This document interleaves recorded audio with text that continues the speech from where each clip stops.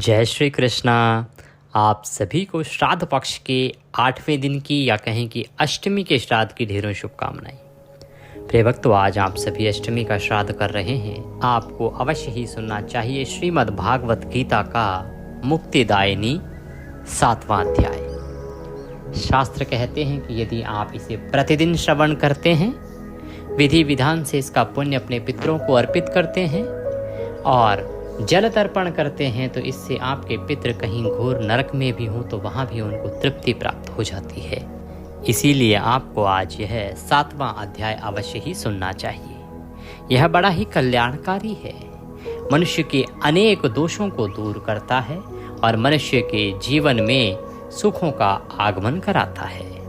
गीता का यह 7वां अध्याय आपके पितरों की तृप्ति के लिए और उनकी संतुष्टि के लिए भी बड़ा ही सहायक है।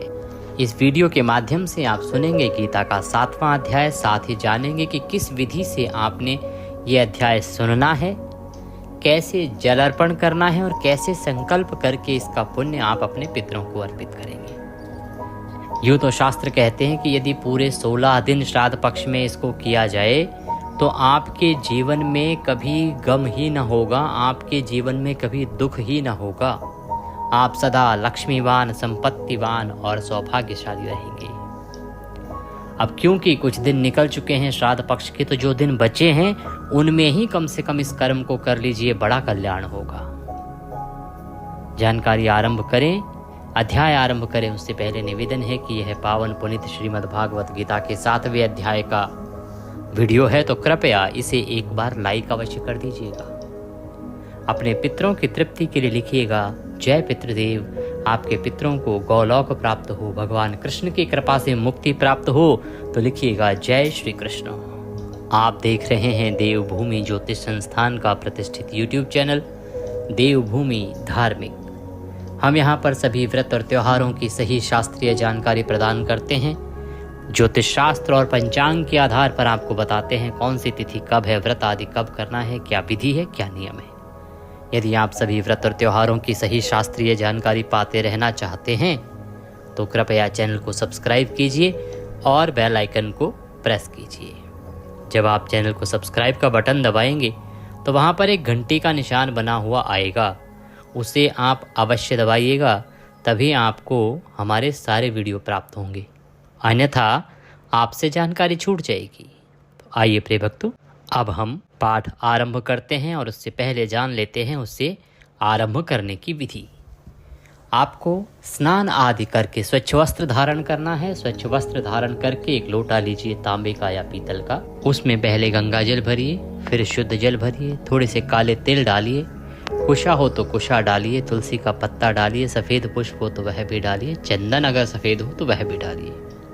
ये संपूर्ण सामग्री उसमें डालने के बाद उस लोटे को उठाइए और आसन लगाइए, दक्षिण दिशा की ओर मुख करके बैठ जाइए, लोटे को सामने रखिए और गीता के 7वें अध्याय का श्रवण कीजिए। गीता का 7वां अध्याय सुनिए। अब हम गीता के 7वें अध्याय का पाठ आरंभ करेंगे और उसके बाद बताएंगे कि आपको कैसे संकल्प करके इसका पुण्य अपने पितरों को अर्पित करना है और किस प्रकार से आपको इस जल से अपने पितरों का तर्पण करना है। तो आओ पहले अब हम पाठ आरंभ करते हैं। एकाग्रचित होकर बैठ जाएं, लोटा सामने रख के भगवान श्री कृष्ण के चरणों में, भगवान वासुदेव के चरणों में मन को लगाएं। आरंभ करते हैं। अथ श्रीमद् भागवत गीता 7वां अध्याय। बोले श्री कृष्ण कन्हैया लाल की जय। श्री भगवान बोले, हे पार्थ, अनन्य प्रेम से मुझ में आसक्त चित्त तथा अनन्य भाव से मेरे परायण होकर योग में लगा हुआ तू जिस प्रकार से संपूर्ण विभूति, बल, ऐश्वर्य आदि गुणों से युक्त सबके आत्म रूप मुझको संशय रहित जानेगा, उसको सुन। भगवान कृष्ण कहते हैं कि हे अर्जुन, तुम्हारा मेरे प्रति जो अनन्य प्रेम है, अनन्य विश्वास है और भाव है, यह बड़ा ही अद्भुत है। हे अर्जुन, तुम्हारे इस प्रेम, भक्ति और मेरे प्रति जो निष्ठा है, इसी के लिए मैं तुम्हें वह सब बताता हूँ जिससे कि तुम मेरा सही रूप जान पाओगे। भगवान कृष्ण कहते हैं कि अर्जुन, मैं तेरे लिए विज्ञान सहित तत्व ज्ञान को संपूर्णतया कहूँगा, जिसको जानकर संसार में फिर और कुछ भी जानने योग्य शेष ही नहीं रह जाता। कि हे अर्जुन, इस संसार में जो तत्व ज्ञान है ना, उसको मैं विज्ञान सहित पूर्ण रूप से तुझे कहूँगा, और उसको जान लेने के बाद इस संसार में तुम्हारे पास जानने के लिए कुछ शेष ही नहीं रह जाएगा, अर्थात आप संसार का संपूर्ण ज्ञान ग्रहण कर लोगे। भगवान कहते हैं कि हजारों मनुष्यों में कोई एक मेरी प्राप्ति के लिए यत्न करता है। कि मनुष्य हजारों हैं, पर सभी लोग मुझे नहीं प्राप्त करना चाहते, अर्थात भगवान वासुदेव को नहीं प्राप्त करना चाहते। सब लोग भगवान वासुदेव की भक्ति नहीं करते। वो कहते हैं कि कोई एक है जो मुझे प्राप्त करने के लिए यत्न करता है, जो मुझे पाना चाहता है और उसके लिए मेहनत भी करता है, कर्म भी करता है। और ऐसे योगियों में जो मुझे पाने का यत्न करते हैं, उनमें भी कोई एक ही है जो मेरे परायण होकर मुझको तत्व से अर्थात यथार्थ रूप से जानता है। हजारों में कोई एक पाना चाहता है, और उन पाने चाहने वाले जो बहुत कम लोग हैं, उनमें भी कोई एक ही ऐसा विरला होता है जो मुझे यथार्थ रूप से जान पाता है या समझ पाता है।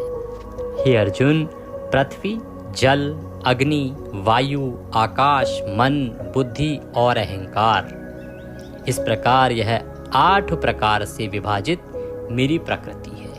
ये जो प्रकृति है, ये 8 प्रकार से विभाजित है।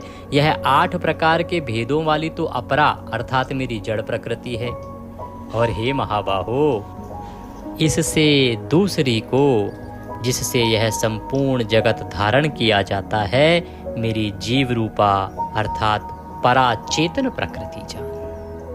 अर्जुन, तो ऐसा समझ कि संपूर्ण भूत इन दोनों प्रकृतियों से ही उत्पन्न होने वाले हैं। ये 2 प्रकृतियां हैं, और जितने भी जीव हैं ये केवल इन दोनों से ही उत्पन्न होने वाले हैं।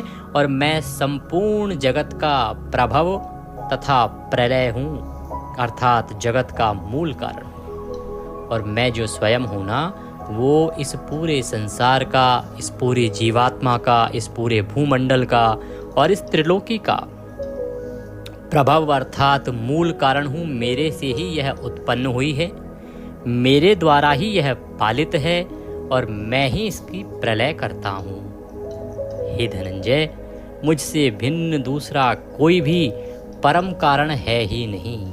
केवल मैं ही हूँ जिसके कारण ये सृष्टि उत्पन्न हुई, सृष्टि चलती है और विनाश को प्राप्त होती है। मेरे अलावा कोई और कारण है नहीं, कोई दूसरा है नहीं।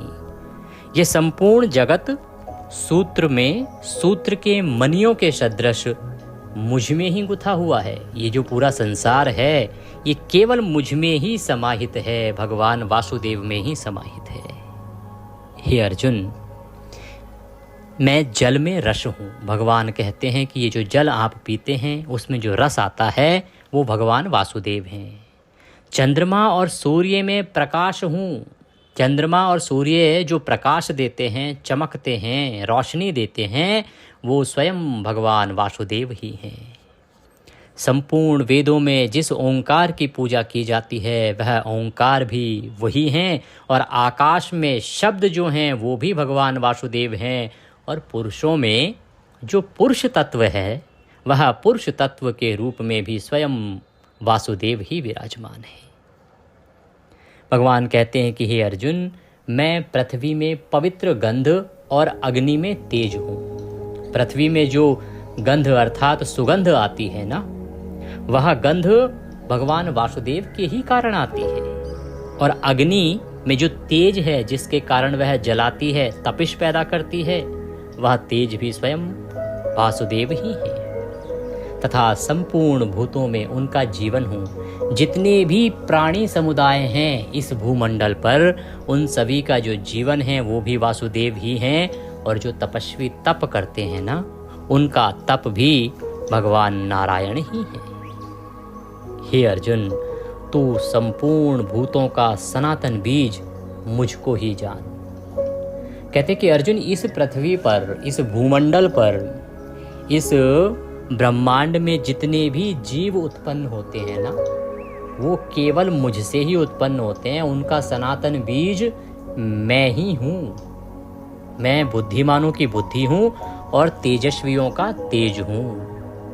हे भरत श्रेष्ठ, मैं बलवानों का आसक्ति और कामनाओं से रहित बल अर्थात सामर्थ्य हूँ। जो बलवानों में बल होता है ना, शुद्ध बल, जो कामनाओं से रहित होता है, जिसमें कोई आसक्ति नहीं होती, वह बल स्वयं वासुदेव हैं और सब भूतों में धर्म के अनुकूल अर्थात शास्त्र के अनुकूल काम हूँ। और भी जो सत्व गुण से उत्पन्न होने वाले भाव हैं और जो रजोगुण से तथा तमोगुण से होने वाले भाव हैं, उन सबको तो मुझसे ही होने वाले हैं ऐसा जान। परंतु वास्तव में उनमें मैं और वे मुझ में नहीं है। कि हे अर्जुन, ये सतगुण, रजगुण और तमोगुण से जो भी भाव उत्पन्न होते हैं प्राणी समुदाय में, वो मेरे कारण ही उत्पन्न होने वाले हैं ऐसा समझना चाहिए। परंतु सत्यता यह है कि ना तो वो भाव तीनों सत रज तम, ये तीनों गुण मेरे अंदर विद्यमान हैं और ना ही उन तीनों गुणों में मैं विद्यमान हूँ। अर्थात यदि कोई मनुष्य उन गुणों को ग्रहण करता है तो उसके साथ वासुदेव नहीं आते, भगवान कृष्ण नहीं आते। जिनके अंदर ये तीन गुण होते हैं उस पर वासुदेव की कृपा कभी प्राप्त नहीं होती। बहुत लोगों को आपने कहते सुना होगा, अरे भाई ये भी तो भगवान ने ही बनाया है, स्वभाव भी तो भगवान ने ही बनाया है। अगर हम किसी चीज़ में आसक्त चित्त रहते हैं तो ये भी तो भगवान ने ही बनाया है। तो भगवान वही समझाने का प्रयास कर रहे हैं कि ये जो सत रज तम गुण हैं ये मेरे द्वारा बनाए गए हैं, परंतु मैं इनमें विराजमान नहीं रहता और ना ही मेरे कारण या मैं इनमें विराजमान होता हूँ, ना ही ये मेरे अंदर, मेरे भीतर भी ये गुण नहीं होते। ये त्रिगुणमयी जो मेरी माया है ना, उसके द्वारा संचालित होते हैं। ये भगवान नारायण के द्वारा संचालित नहीं होते, भगवान वासुदेव के द्वारा संचालित नहीं होते। भगवान वासुदेव कहते हैं कि गुणों के कार्य रूप सात्विक, राजस और तामस, इन तीनों प्रकार के भावों से ये सारा संसार प्राणी समुदाय मोहित हो रहा है। कि हे अर्जुन, जो तीन गुण है ना, राजस, तामस और सात्विक, इन तीनों गुणों में ही पूरा जो प्राणी समुदाय है ना, ये घिरा हुआ है। इनके एक प्रकार से मकड़ जाल में फंसा हुआ है। ये इन तीन गुणों में ही घिर के रह गया है, इनके बाहर की सोच ही नहीं पाता, इन्हीं से मोहित हो रहा है। इसीलिए इन तीनों गुणों से परे मुझ अविनाशी को नहीं जानता, क्योंकि इन तीनों गुणों का प्रभाव इस मनुष्य समुदाय पर इतना अधिक पड़ गया है कि ये मुझ अविनाशी को जान ही नहीं पाता है। क्यों? क्योंकि यह अलौकिक अर्थात अति अद्भुत त्रिगुणमयी मेरी माया बड़ी दुस्तर है। ये जो तीन गुणों वाली मेरी जो माया है ना, ये बड़ी ही दुस्तर है। इसके प्रभाव से निकल पाना मनुष्यों के लिए इतना साधारण कार्य नहीं है। इस माया के मकड़ जाल में, माया के मोह में मनुष्य सदा फंसा रहता है। परंतु जो पुरुष केवल मुझको ही निरंतर भजते हैं, वे इस माया को उल्लंघन कर जाते हैं। अर्थात जो भी लोग मुझ वासुदेव को भजते हैं, भगवान वासुदेव को भजते हैं ना, वे इस माया से मुक्त हो जाते हैं। उन पर इस माया का प्रभाव नहीं होता, उन पर इन तीनों गुणों का भी प्रभाव नहीं होता। और भगवान कहते हैं कि वो इस संसार से तर जाते हैं, पार हो जाते हैं, उनको मुक्ति प्राप्त हो जाती है। माया के द्वारा जिनका ज्ञान हरा जा चुका है, ऐसे आसुर स्वभाव को धारण किए हुए मनुष्यों में नीच दूषित कर्म करने वाले मूढ़ लोग मुझको नहीं भजते।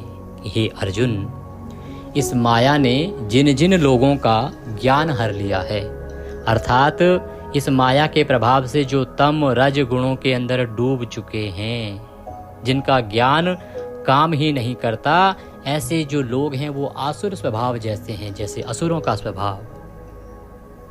ऐसे जो जीव हैं वो नीच मनुष्य की श्रेणी में आते हैं और ये दूषित कर्म करने वाले होते हैं, और ऐसे लोग मुझे कभी नहीं भजते।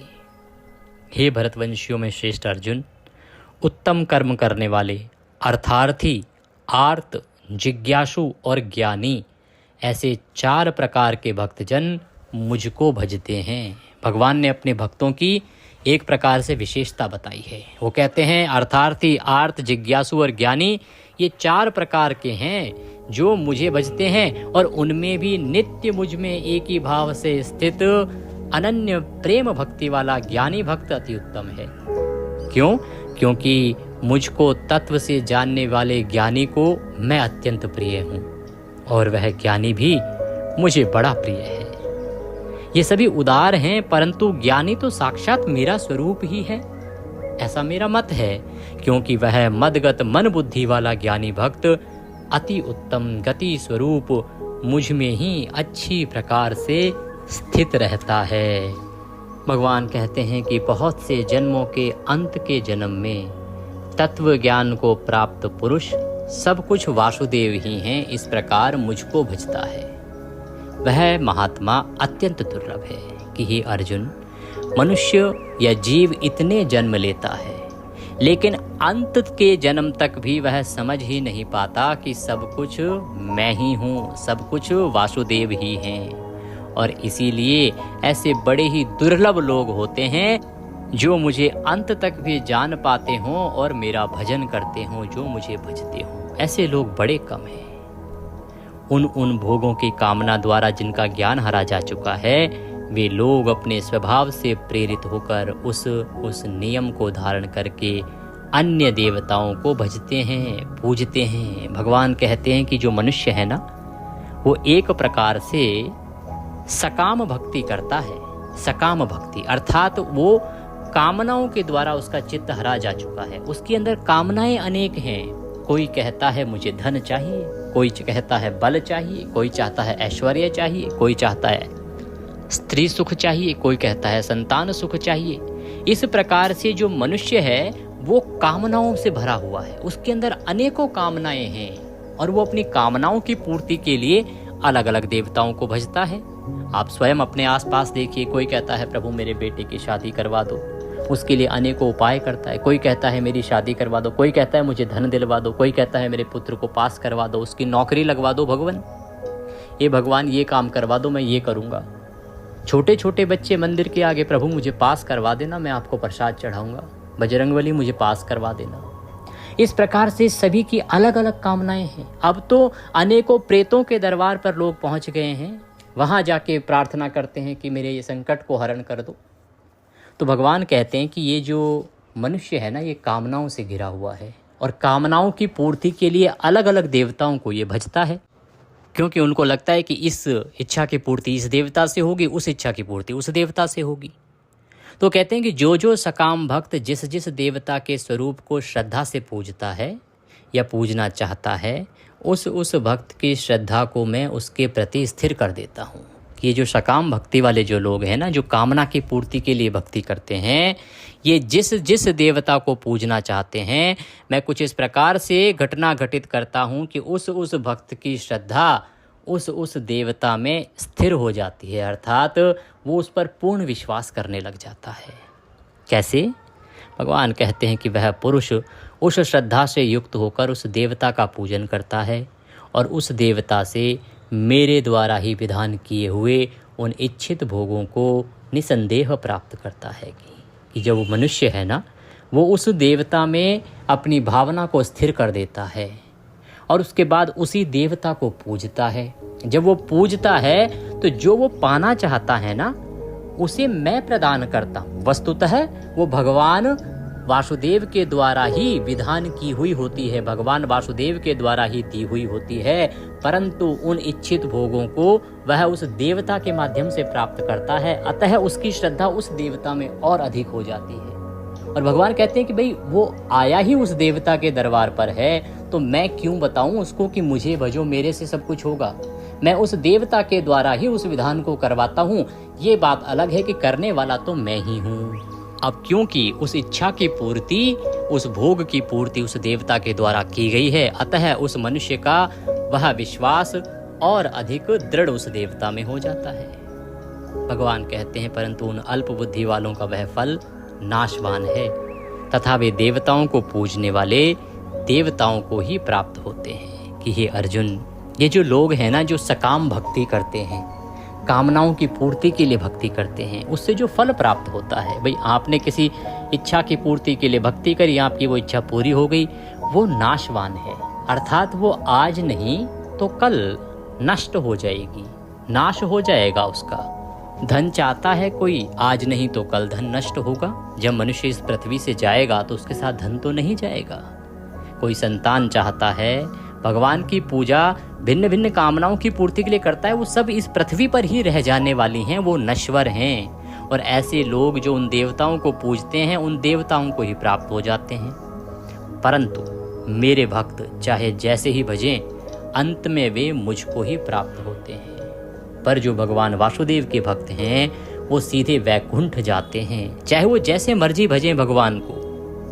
भगवान कहते हैं कि अपनी योग माया से छिपा हुआ मैं सबके प्रत्यक्ष नहीं होता, इसलिए यह अज्ञानी जन समुदाय मुझे जन्म रहित अविनाशी परमेश्वर को नहीं जानता, अर्थात मुझको जन्मने और मरने वाला समझता है। ये जो मैंने योग माया बनाई है ना, त्रिगुणमय योग माया, मैं इस योग माया के द्वारा छिपा रहता हूँ, लोगों को दिखाई नहीं देता, इसीलिए लोग मुझे समझ ही नहीं पाते। और ये जो अज्ञानी जन समुदाय है, ये क्या सोचता है कि मैं भी जन्म लेता हूँ, फिर मृत्यु को प्राप्त होता हूँ, फिर पुनः जन्म लेता हूँ, तो ये मुझे भी जन्मने और मरने वाला साधारण देव या साधारण व्यक्ति ही समझता है। हे अर्जुन, पूर्व में व्यतीत हुए और वर्तमान में स्थित तथा आगे होने वाले सब भूतों को मैं जानता हूँ, परंतु मुझको कोई भी श्रद्धा और भक्ति रहित पुरुष नहीं जानता। आगे क्या होने वाला है, क्या घटने वाला है, ये सब मैं जानता हूँ, और मुझे वही जान पाता है जो भक्ति के साथ मुझसे जुड़ा है। भक्ति रहित पुरुष मुझे नहीं जान पाता।